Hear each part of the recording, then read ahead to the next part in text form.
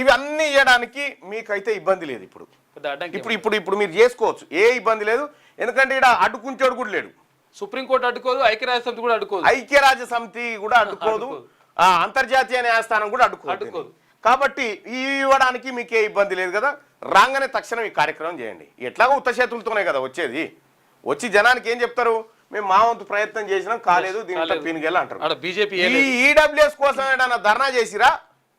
EWS కోసం ఏదన్నా 10% EWS quota తీసుకున్నారు కదా, దీనికోసం జంతర్ మంతర్ కాడైనా ధర్నా జరిగిందా? ఈడబ్ల్యూఎస్ కావాలి అధ్యయనం చేసిరా? అధ్యయనము కమిషన్ ఏదైనా ఉందా ఇక్కడ ఇంప్లిమెంట్ చేయడానికి? కనీసం ఇందిరా పార్క్ దగ్గర కూర్చుర్రా? మీరు రిజర్వేషన్లు తీసుకోవడానికి ధర్నాలు లేవు, ఏం లేదు. మీ అంతలో మీరు సంతకాలు పెట్టుకొని ఇంప్లిమెంట్ చేసుకుంటారు. మాకిచ్చే కాడనేమో ధర్నాలు, పెద్ద పోరాటం. అది పెద్ద పోరాటం. మళ్ళీ స్లాబ్ ఇక్కడ ఈడబ్ల్యూఎస్ కోటా ఏం రిఫ్లెక్ట్ చేసింది? విద్యా ఉద్యోగాలలో రిజర్వేషన్ స్లాబ్ ను క్రాస్ చేసి వెళ్ళిపోయింది.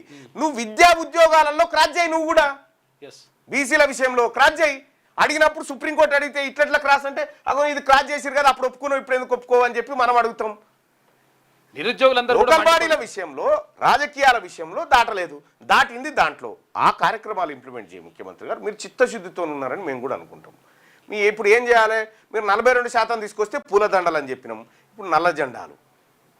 నిరసనే, మీరు చేసింది ఏమి లేదు. నిరుద్యోగులకు సంబంధించి కూడా వాళ్ళు నోటిఫికేషన్ల కోసం నోటిఫికేషన్ ఇప్పుడు ఈ 42% రిజర్వేషన్ ఉద్యోగాలలో కల్పించి నోటిఫికేషన్లు ఇవ్వండి. ఈ ఈడబ్ల్యూఎస్ తగ్గించండి, ఈడబ్ల్యూఎస్ కోటాను తగ్గించండి. ఈ నోటిఫికేషన్లు ఇచ్చి మీ జాబ్ క్యాలెండర్ ఇంప్లిమెంట్ చేయండి. ఎవడు అడ్డుకుంటలేడు కదా. దానికి ఏమన్నా సుప్రీంకోర్టు అడ్డం పడతా ఉంది? ఏడాదిలో 2 లక్షల ఉద్యోగాలు ఇస్తారు. ఏడాదిలో 2 లక్షల ఉద్యోగాలు 2 ఏళ్ళు దగ్గరకు వచ్చే ఈ జాబ్ క్యాలెండర్ ఏమైంది? ఇక్కడ ఈ జాబ్ క్యాలెండర్ 42% రిజర్వేషన్ నువ్వు బీసీలకు ఇచ్చే విషయంలో నువ్వు చొరవ చూపి మా బీసీ నిరుద్యోగులకు ఉద్యోగాలు వచ్చేటట్టు చెయ్యి. బడ్జెట్ పెట్టలే చట్టసభలో మొత్తుకుంటే కూడా వీళ్ళు చిత్తశుద్ధి లేదు వీళ్ళ దగ్గర అనేది స్పష్టంగా అర్థమవుతుంది.